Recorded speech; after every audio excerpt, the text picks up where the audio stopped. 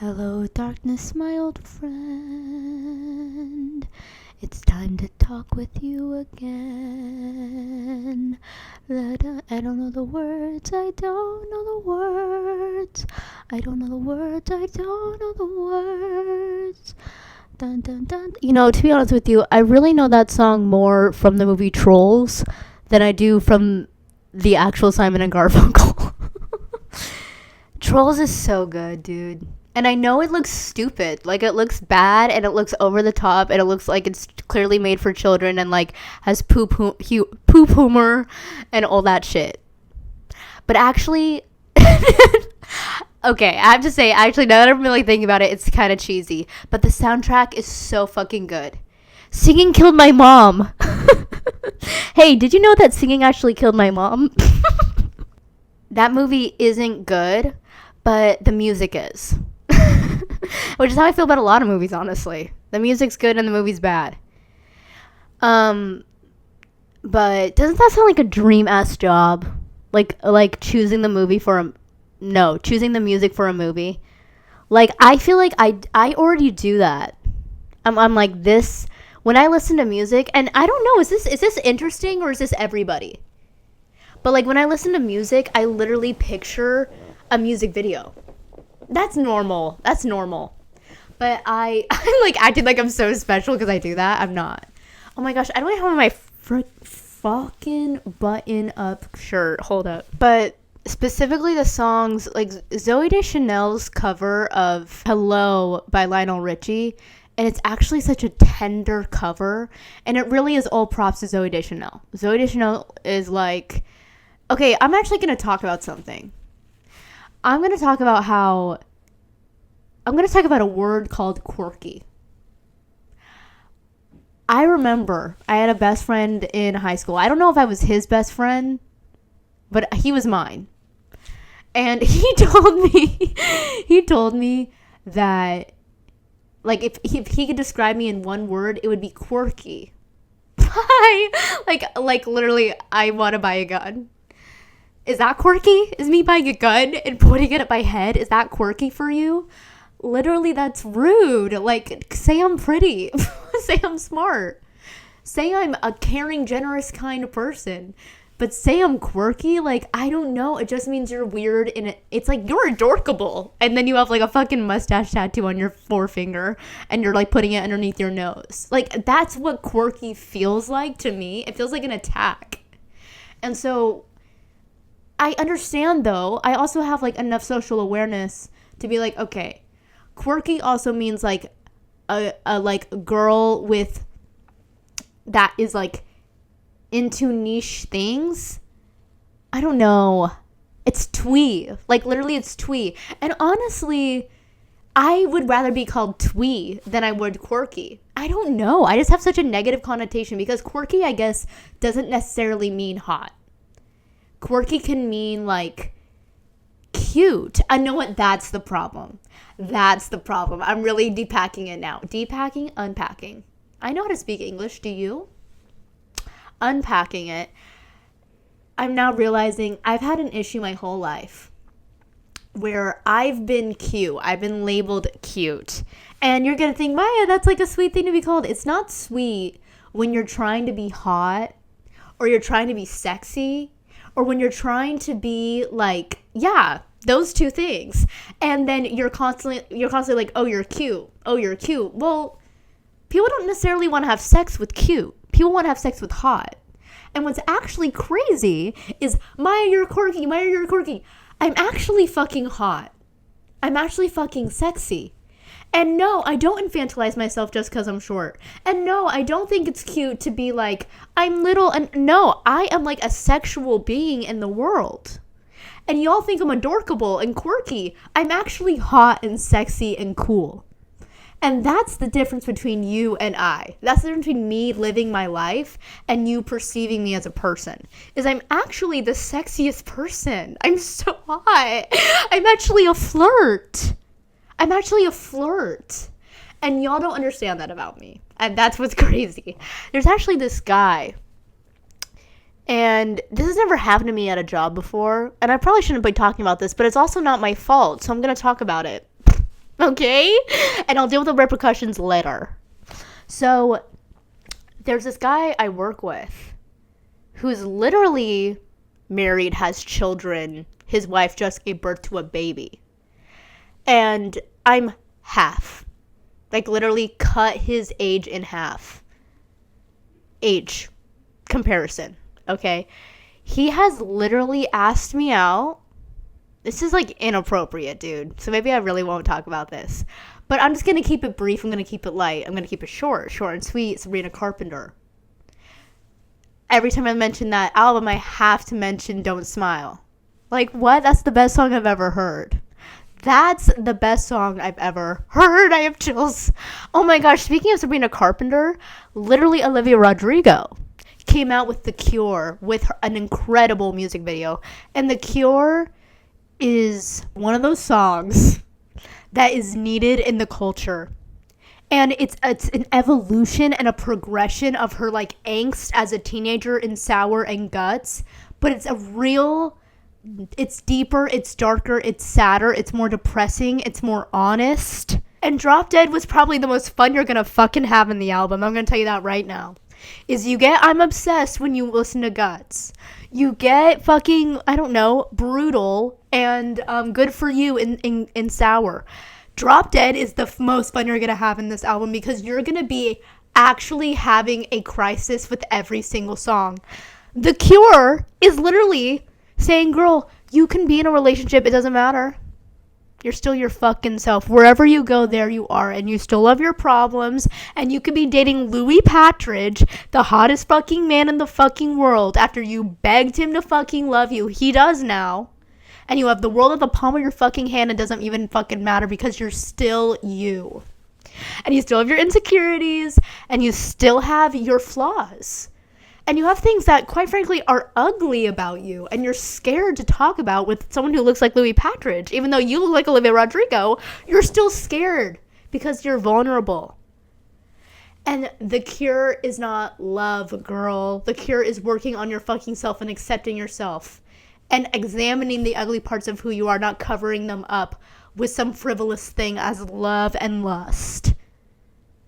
By the way, if I was a 7 deadly sin, I wouldn't be lust. And I know I just gave myself a huge fucking speech about how I'm hot and sexy, but honestly, is there a 7 deadly sin about sleeping? The one that's oversleeping is literally, LOL, literally me. I'd probably say gluttony. Is that crazy? No, it's not greed, it's gluttony. It's literally food.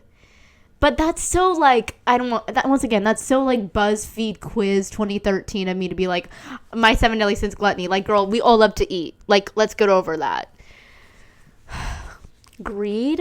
I'm not greedy. Sloth? I'm not that messy. Lust? I could be celibate my whole life. I was celibate the first 18 years of my life because of religious trauma. And honestly, it's kind of like how I viewed all of the things that you could get addicted to, because you can be addicted to sex or pornography. It's like, if you never even try it, you won't know how good it is for people to be addicted to it. And so, like, for years of my life, I never had, obviously, like, I didn't drink until I was, I don't know, should I be honest? I didn't drink till I was 18. Yeah, 18. But first 18 years of my life, I never craved a sip of alcohol. Maybe I did. Low-key, I craved alcohol before I had it. It's like Call You Maybe by Carly Rae Jepsen. It's like, before you came into my life, I missed you so bad. It's like, that's how I feel about cigarettes now. Is I'm like, I don't smoke cigarettes, but I feel like this is a time to smoke a cigarette. And it's like, you know what I mean? It's just sometimes you need a break. Sometimes you need to fucking release some shit. Sometimes you need a fucking sue me. Sue me, I want to be wanted by Aubrey Hobart. You know what's crazy is I have tickets to GovBall, which is the first music festival I'm ever going to. Very excited.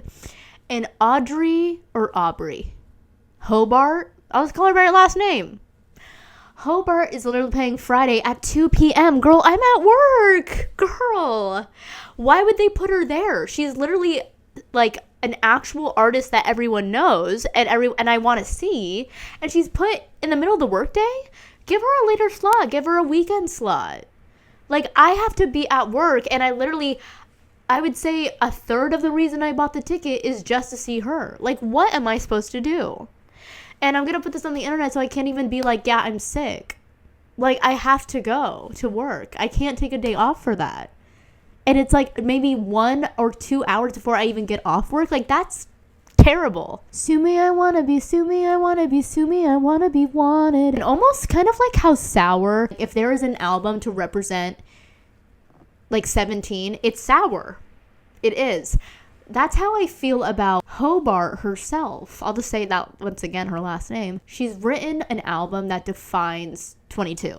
It defines 22. It's perfect, actually. It's actually perfect. And it's like, here's the thing about originality is no one could have written that album but her. And she's so blatantly honest because that's just who she is. She's just like a blatant, blunt girl who is just herself. She's an individual. She's authentically her. And no one could have written that album but her. And she's so in touch with who she truly is that, like, it actually is an album that everyone can listen to and apply it in their lives. And, like, it'll help you get through life, is that album. And that's honestly how I feel about that's how I feel about music. It's like, it's literally, I don't know. Do I really want to talk about how much I love music? I don't. Because I think that's tired. But if I didn't have music, I would kill myself. Just like that girl from the fucking Obsession press tour said. Like, if you don't have music, it's healing, it's cathartic, it's releasing, it's connective. It's like literally music is what oxygen is. You know what I mean? Like, that's so over the top, that's so Tumblr, but sometimes Tumblr tells the truth. And we can't ignore that. We can't ignore that. Oh my gosh. I'm going to take you on a journey for where my brain just went. I thought Tumblr. I thought the girl who directed Promising Young Woman and Wuthering Heights, she once said in an interview that she finds it interesting that Tumblr is kind of looked at as cringy because it's like a female-led audience site. And like female, I think, yeah, it's like a more feminine site, so it's looked down upon as opposed to looking at like Vine or something that's like more respected and upheld because it was a moment in time, but it was like mostly, it was like more gender fluid, more male led. Or I don't know, there is more of a masculine vibe to Vine and there is more of a feminine vibe to Tumblr and Pinterest, which are like looked down upon but are actually the best ones. And then my mind jumped to, because there's a double standard within that, the new movie Ladies First with Rosamund Pike. So I watched this movie and immediately it's a broad comedy, which is not my thing. I think broad comedy is for like middle America. And while I can watch it and appreciate it, I think it's like it's just not for me. You know what I mean? But this movie feels like it was written in literally 2015, or like it was written as like a comedic girl bossy version of like, it almost feels like What Women Want, but it's not. Basically, the whole concept is this guy who's like a complete misogynist and about to be the CEO of a company, like hits his head and goes into a different universe where the roles are reversed. And Rosamund Pike is like the scared secretary, and then in the new world she's the CEO and he's the scared secretary, and then like they low-key fall in love, and then when he goes back to the actual misogynistic real world, unfortunately, that's the one we're in, unfortunately. It's the sucky one where there's like this just misogyny on every single level and it affects everything that we do and all the time, and that's what we live in. So it's actually a fake movie. Movies are fake. And he's so in love that he's no longer a misogynist and he develops empathy. And isn't that the sad part? Is that literally so almost everyone, that's how it feels. Is it feels like everyone else has to actually go through something terrible in order to just have empathy for someone else going through it. That's what it feels like, because you know what? I can see people going through something that I haven't personally gone through, and I can actually be like, oh my God, that is terrible. What do you need? How can I support you? I don't have to go through that thing to be like, why would they make that decision? You know what I'm saying? And be judgmental. I don't have to do that, but apparently everyone else has to fucking do that. And particularly, specifically, straight men. They don't know what it's like to have a hard life. And so they actually have to, like, be judgmental of everything everyone else does all the fucking time. Instead of just being like, hey, if I was going through that thing and it was hard, I might make some decisions that other people don't understand. What? That's literally how the world works. And do you remember from the movie Inside by Bo Burnham, that is how the world works? That song is so good. And that song is like, honestly, if I had to show you one song that I think represents Bo Burnham's comedy, it's probably that song. Is that weird? I think it's true, though. It's like, that song is funny, but it's deeply dark, and it's talking about, like, these just unjust, like, societal fucking issues we have, and it's so good. And it's, like, also kind of stupid, which makes it kind of endearing, and actually makes it the perfect platform to talk about something deep. It's like you put a little bit of carrot in the brownie type of situation. He's doing that with his comedy. It's like catchy musical comedy, but it's like talking about like very deep, dark things. You know, I revisit the Inside album, and particularly the deluxe. Like, Microwave Popcorn, 1985, Feel Good, Bezos Part 3, Bezos Part 4. I'm sticking with Jeffrey. That shit is so funny. And the song Sexting is so good. And literally my favorite song in the entire album / special or whatever is FaceTime with My Mom Tonight. They're such vibey songs, so vibable. It's easy listening. That's what's crazy about Bo Burnham, is it's actually easy listening. My grandparents once told me, not Grandma Dixie, the other grandparents, Grandpa Tom and Grandma Diane, they've told me before they don't like music. They literally just listen to gospel choir. That's literally what they listen to. That's what they turn on in the car. They don't listen to music. Can you believe that? And they're so for real. Like, they don't. They just put the TV on in the background. They don't, like, isn't that crazy? Man, my grandmas are so different. One grandma is like the most stereotypical, like, makes you desserts upon desserts, you know, treats you to things, let you sit in the front seat before you were old enough because you were begging her. Like, that kind of grandma.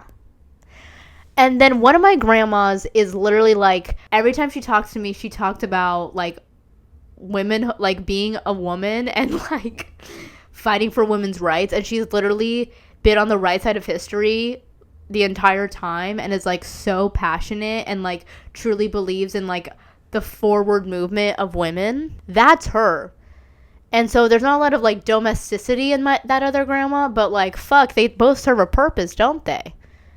And that's how it got to me. Like, that's a generation, and then my mom, and then me, and then this is where we ended up. Because, girl, I'm not having any kids. I don't even want to go on a full-on rant about kids, but I want to enjoy my life. Okay? That's why I'm not having kids. It's because I don't want to suffer. And I've suffered too much for who I am. I already have suffered. And I'm not even kidding. Like, I've literally suffered. And it's like, why do bad things happen to good people? Like, I'm a cute, sweet, hot woman, and like really, really bad things have happened to me, and it's like, why? Like, I'm delicate. Can the world be delicate back to me? No, it can't. It's crazy. It's crazy. And it's like, the only reason for any of this to happen is for character development, so that someday I can get everything that I want and everything that I really need. And I can be like, wow, I know what it's like to have a hard life, looking reflectively from a good life perspective. That's the only reason that I'm going through the suffering that I'm going through. But maybe that's not the cure. Maybe Olivia Rodrigo, the cure, is not just about love. It's about all the things that you think you need. It's you think you need money, you think you need love, you think you need fame, you think you need all these things. But in reality, there is no cure. She thought it was the antidote. She thought dating Louis Patridge was the antidote. And baby, I'm going to be completely honest with you. You've written the cure. But maybe for me, maybe I should just try dating Louis Patridge and seeing if he's my cure. Because, like, I totally get it, girl. Like, love isn't the cure. It's not. But maybe for me, Louis Patridge is. And, like, just being honest, girl. It's kind of like how people are like, money doesn't buy happiness, but it does make life more comfortable. That's how I feel about dating Louis Patridge. It's like, yes, it doesn't solve every single problem I have, but damn, it makes life a little easier, honey, doesn't it? But I'm totally, like, tanking a point that she's making that's actually a really important point. And I just cannot wait for this fucking album, dude. This is going to be such a good album. It's already good. And I've been saying every step of the fucking way, this album's going to change everyone's life. This album's going to change everyone's life. And you know what? It already has. It already has. Oh my gosh. And I love the music video and all the handmade stuff. Like, oh, I love that shit. I fucking do, man. Oh my gosh, man. I totally need to talk about the Survivor. So Aubrey won. Yay. Like, literally, yay. So many people hate Aubrey, and I'm going to tell you why people hate Aubrey. Because they themselves are like, if the person I'm looking at isn't a Victoria's Secret model, then I actually hate them. And that's why they don't like Aubrey. I'm not kidding. If Aubrey was a guy, everyone would love Aubrey. But Aubrey is actually like a smart, underestimated woman who is like awkward and actually won Survivor. And you just cannot, in your tiny little brains, you cannot even fathom that. And it's like, I don't know, like, maybe she's very talented. And once again, I cannot emphasize this enough. At this point, season 50, dog, of Survivor, it's no longer a social experiment. It's quite literally luck, luck, luck, luck, luck. The whole game is gambling, honey. Either you draw, it lands on black or it lands on red. And you take a guess every time. Like, that's literally the game at this point. So, and not to take away anything from Aubrey, but it's just, like, literally one person. Like, it's complete chaos. So, anyone could have won, depending on any millions of factors that Survivor has now in the game.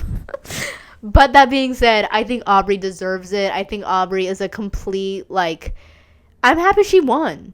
And so anyone that has anything bad to say about that, it's like, yes, we all have our favorites. I want Ozzy to win. I want Cirie to win.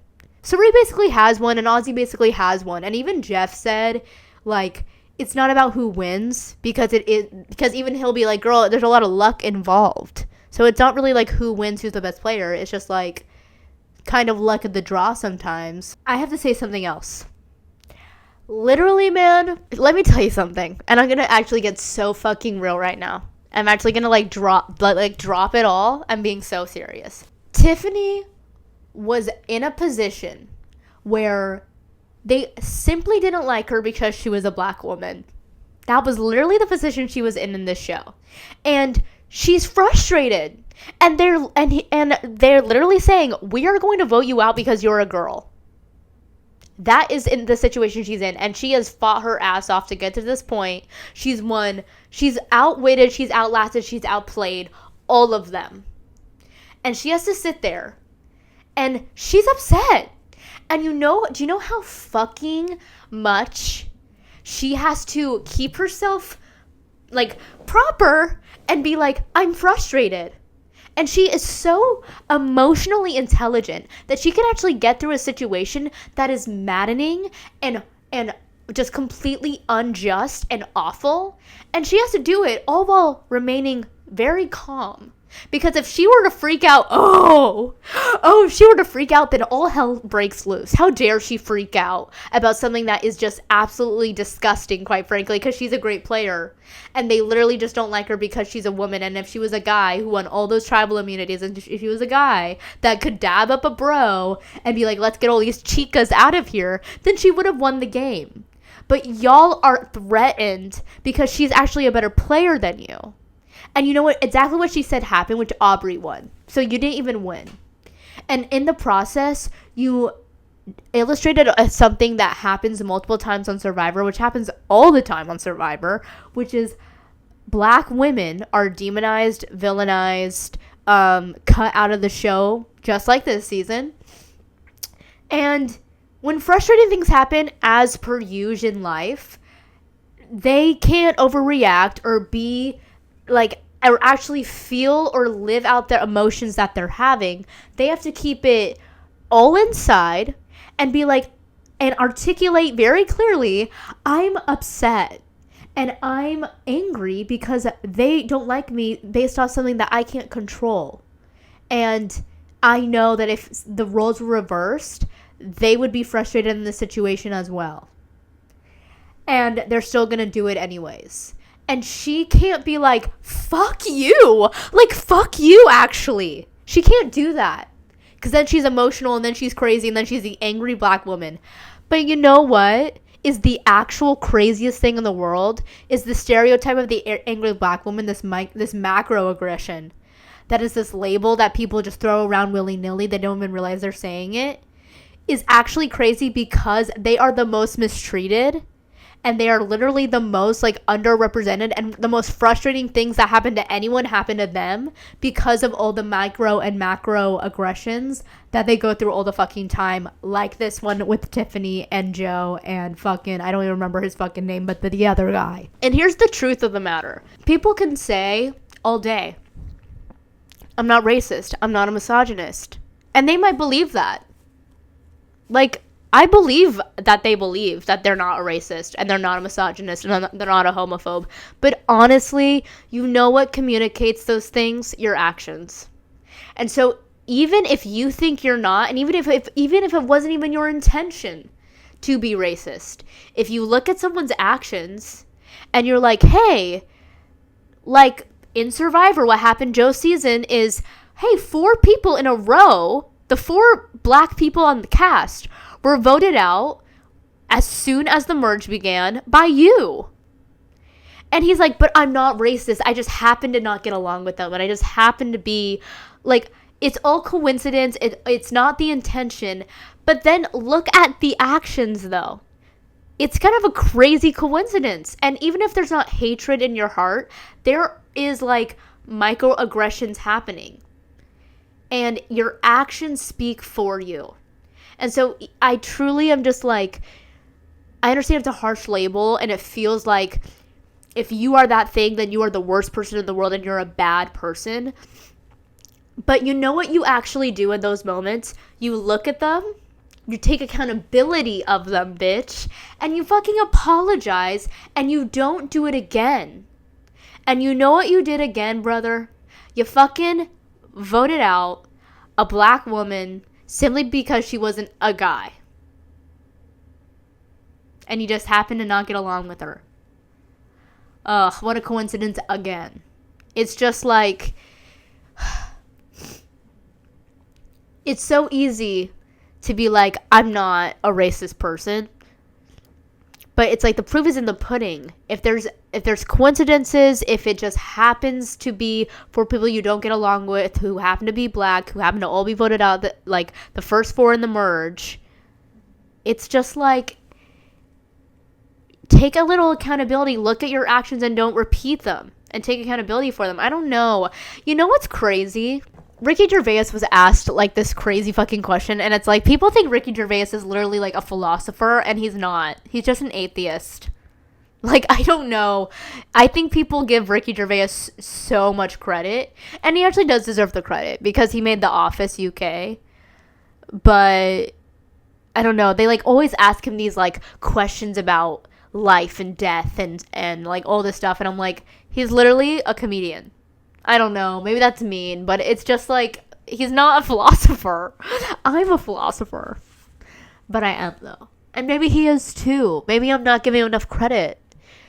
See, I can take accountability when I'm wrong. Maybe he is a philosopher, and maybe I'm not giving him enough credit. And maybe you can be a comedian and you can be a philosopher. What about that? Anyways, he once said if you could change one thing about the world to fix it, like every single person in the world had to do this thing, he said make everyone vegan. I think that's a genius answer. And like, yes, that is the answer. That's right. My answer is everyone would take accountability of their actions. Because if people were literally able to just be like, hey, you know what? I'm sorry. Like, when I was doing this, I thought it was coming. I was doing this because of this. And I understand that the way that you experienced it hurt your feelings, or it did something that affected you. And that wasn't my intention. And I won't do that again. And I'm very sorry. If everyone could do that, offer a genuine apology for things that they've done, then like we would be able to actually do some shit with our world. But no, we're not like that. Y'all aren't like that. I'm like that. Some of you can't apologize to save your life. Some of you can't be like, some of you will defend yourself to your dying day and not understand that like everyone's different and everyone has a completely different life and everyone has different experiences that shape them, and it affects them in the way that they see things, and there's naturally going to be butting of heads in the world. And like, it's okay. That's the thing about conflict, is that it's actually okay. And literally, if you listen and you understand and you take a look at the situation objectively and you just listen to their point of view and imagine yourself in their shoes, usually, even if you don't agree with their choice, you're gonna be like, okay, you know what? Like, I wouldn't have made that choice, but I understand why you made that choice. Whoa. Then we could actually get somewhere. But you can only lead a horse to water, you know? You can only do so much, girly pop. They should make if you gave a mouse a cookie a movie. Like the way they made like Princess and a Frog a full-length movie, they should do that with if you give a mouse a cookie. And they should do that with Princess and the Pea. I have always thought, do you guys remember those like HBO cartoons of the different fairy tales, and it takes place in different cultures? I've seen every episode. I grew up watching that, and I've seen every episode. And the one with Princess and the Pea was my favorite episode, because I don't know if it was my favorite. There's a lot of good episodes, but I really remember that one because it's just such a good story, bitch. It's just such a good story. It's like she's like an actual princess and all these people are fucking lying, and she's having a rough sleep, and like in the cartoon she's fucking like super tired and doesn't look her best and is like exhausted, and she's like, I can't fucking sleep at night. I'm going crazy in here, and all of you bitches are sleeping perfectly and look fresh and well rested, and I am tired as hell, and I have to go through all these fucking tests to prove who I am, and I don't want to do that. I'm tired. And then if they find out that she's the actual princess, and then like I guess the prince falls for her now that he knows that she's for real. I don't know. I don't really remember it, but I just remember like girl, like, you can't touch this. Like, actually, I am who I am, and you guys can try. You guys can try. But you actually can't compete with each other. That's the other thing about comparison, is once you actually grasp that we're all here as unique individual beings, and the only thing we're fucking meant to do is to be ourselves, then you stop comparing. And I know that's easy to say when you're not sitting next to Kendall Jenner and you're like, okay, girl, you're literally, you know what I mean? Like, if you're not standing next to, like, Lucy Liu, it's like, yeah, let's not compare. But in reality, it's like, Lucy Liu is literally meant to be the hottest person in the world. That was her destiny. I'm not meant to be Lucy Liu. I'm meant to be me. And my quirky little self, apparently. Fuck you. And so there is no point in comparing. It's apples and oranges. We're all meant to do different things. My little sister is coming. My little sister's coming. I'm so excited. I can't wait to see her. I love when my sister visits me, because whenever she visits me, I plan stuff for us to do, and then we go do it, and we have a good time. But yeah, that's literally, I think, all I want to say. The last thing is, like, I wore those like inside my glasses. Was that dumb? Should I have worn it like this? For some reason, I feel like this looks stupider. Stupider like Jupiter. That is a rhyme. I feel like this looks stupider because it looks like, I don't know. This is like strictly for the video. Like, like sorry. But like, and I should have worn my hair like this the whole episode. Should I just re-record the whole episode starting like this? I feel like this looks dumb. That's the thing about being someone who cares about my outfit, is like sometimes I really have gotten to a point in my life where I'm like, it doesn't have to make sense as long as it looks cool. Genuinely. It's like, these shoes don't make sense with this outfit, but it kind of looks cool, so I'm just gonna go with it. And that's how I feel about doing my hair, and that's how I feel about doing my makeup as well. Is like, I don't know what I'm doing, but you know what? Even if it doesn't make sense, if it looks okay, then it worked. Let's go out. And I have never in my life been like, I look like this is a risk and it's weird, until like literally a week ago, I wore an outfit and I was like, is this really stupid? And that's how I feel right now with this hair, is I'm like, is this really stupid or is it kind of cute? It's kind of both, right? It's stupid, but it is kind of cute. And that's the problem, is I'll probably once again watch this back in a long time and be like, I look like an idiot and I look stupid and why was I wearing that? But I also am like, it's kind of cute. Okay, bye.